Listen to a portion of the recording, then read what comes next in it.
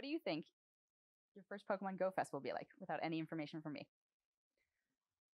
Magical.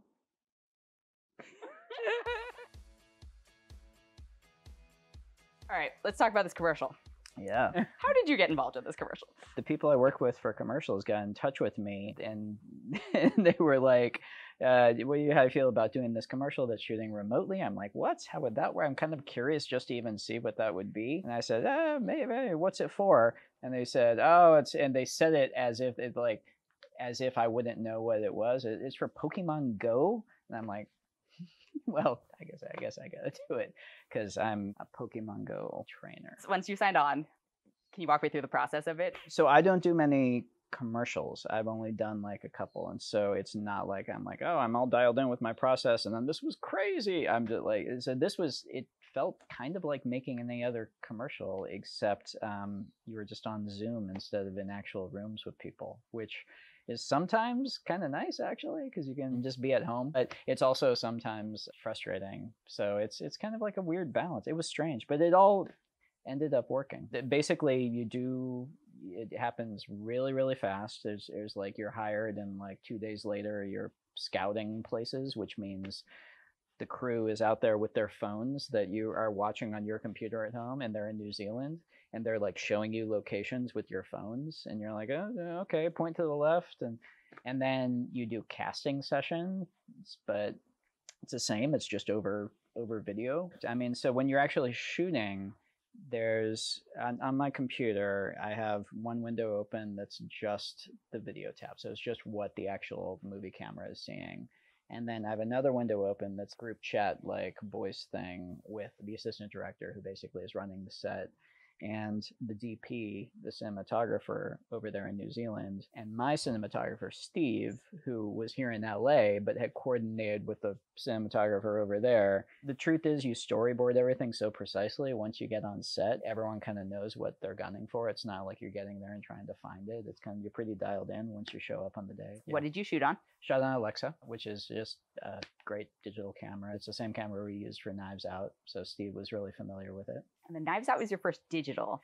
Knives Out was the first entirely digital. We shot, Last Jedi was maybe 60% film and 40% digital, which again was Alexa. And Steve, my cinematographer, he is a big color science nerd, and he has his own kind of special sauce cooked up in terms of making digital emulate the look of film. So he's really good at it. So that's what we did for Knives Out entirely. And Steve is actually color correcting. He's doing the color timing of the spot. Usually you go to a facility and there's like a big suite. Steve is just on his laptop at home going to color time the thing, which sounds janky, but it's actually like it's like better results than you would even get at like any place else, because Steve just knows what he's doing. So how do you plug into an existing universe? Part of the thing that was fun about like planning every shot, because I did like my storyboards for every shot, and then there was a big discussion about, and this is the truth of it, like with all commercials, anytime you watch a commercial on TV, know that there has been a 3-hour meeting about the color of the sponge the guy's using to clean the dish.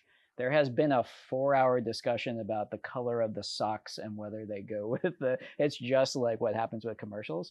And so this was actually a version of that, but that I was actually really like curious about, because it's all about, can Snorlax sleep on the couch, or would he crush the couch because he's too heavy? He would flatten it, so we needed a Snorlax on the ground. Oh, Pikachu's on the kitchen. Yeah, but he's a little too close to the sink. That might be dangerous with his electricity, so maybe we have to paint out the sink. Okay. What are some of the draws of telling a story in a short amount of time? Because commercial is really constraining, but sometimes constraints are fun. Yeah, I love shorts just in general. Like I did, it was not that recently now. I did a music video for LCD Sound System that was like a little short film, and I just love the format of short films. I feel like they're a lot of times they're kind of they're not given the respect. They're seen as something that students do to try and get attention to do something longer, and I feel like it's a good short film is like a good short story. It's its own art form. And commercials are interesting because it is just all about the economy of visual storytelling, and you have to fit it into 30 seconds. And it is really, really tough to tell a cohesive story, even if it's a really simple, just like commercial. in 30 seconds. And it's a totally different style of shooting. It's something that honestly, I'm still like I'm still learning. I'm still getting my head around because I haven't done a bunch of it. And so, yeah, in that way, it's its own interesting challenge. What's it like making a silent commercial as well? Because it's a silent film, right? So you don't have the power of dialogue. Well, that's great. I feel like that's actually a benefit, not having dialogue, because it means that you can really just, first of all, it's not telling any kind of story, whether it's a commercial or something else, without words is kind of the ultimate goal. That's kind of what you're always hoping, is that something will make sense if you take all the dialogue out. But also with this, it means that you can communicate moments entirely visually, and that means you don't have to wait for the words and you don't have to worry about performance and everything. Yeah, I actually enjoyed that part of it. What do you think the most challenging part of the shoot was? The challenging part was also the most interesting, which is the thing I was curious about, which is the remote aspect of it. Like, even though our New Zealand casting team did a great job finding really good actors, and so it's not like it was difficult, but usually when you're on set, there is a thing, especially with something like this, where you're trying to get, it's not like you're trying to get a monologue, you're trying to get one moment where it's like, I'm happy about this. And so it's really, really defined. And it's like, okay, you're looking and then, big smile. But when you're on set, when you're directing, I think there's an element of performance to directing, especially with something like that, because you're kind of, okay, no, you're trying to get the energy up on set, and you're trying to, and when you're just doing it with a little like Zoom window, you know, it makes it a lot more difficult. And luckily we had really good actors, but it was, I guess that was like the most challenging part, was just the remote element of it, specifically with the performance. Yeah, soup to nuts. When did you start playing Pokemon Go?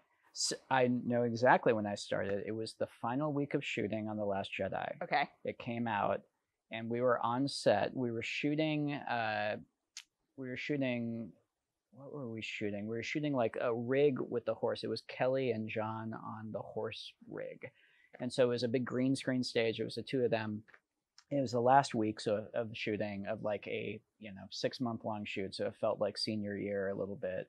Everyone's feeling a little goofy, and Pokemon Go comes out, and everyone on set got Pokemon Go and started playing it with each other.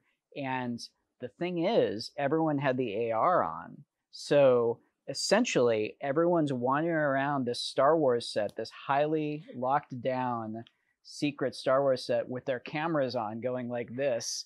And the security woman on set, this wonderful, lovely lady, I feel so bad for her, because she was like running around like, you can't catch them in here. You have to go outside. You can't catch them here. And she was, and Kelly kept trolling me because it took me forever to catch a Pikachu.